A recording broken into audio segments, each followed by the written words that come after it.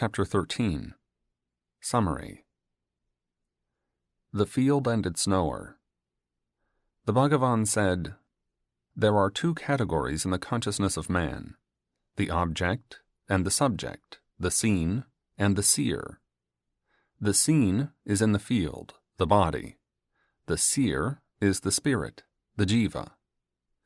The body-mind is the field, because it is the environment in association with which the seer, the jiva, enjoys the fruits of his actions and also undergoes spiritual evolution. Thus, the body-mind is its adjunct, the instrument through which the spirit contacts objects.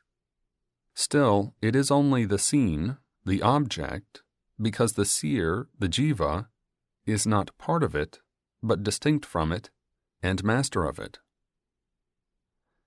In a broader sense, the field is not merely the individual body, but universal nature, of which the individual body is a part.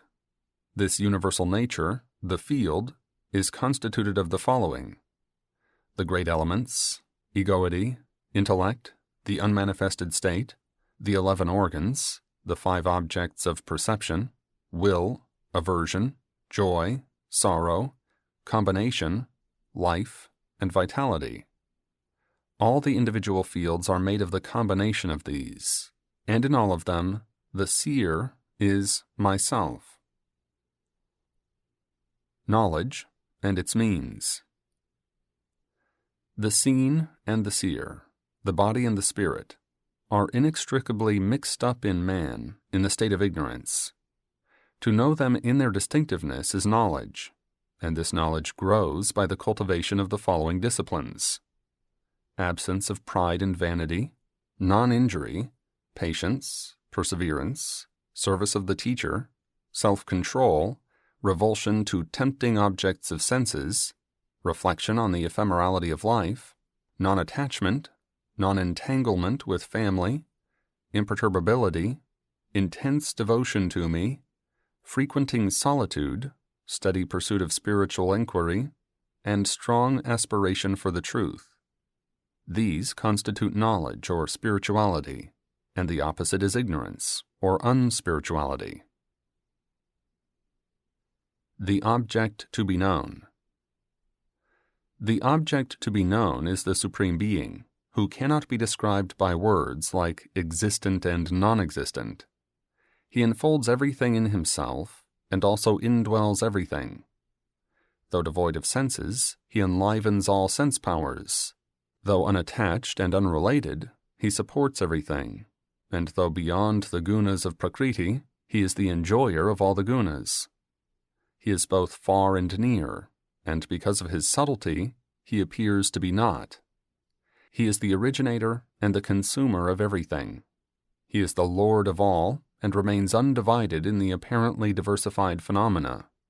He is the ultimate consciousness that reveals everything.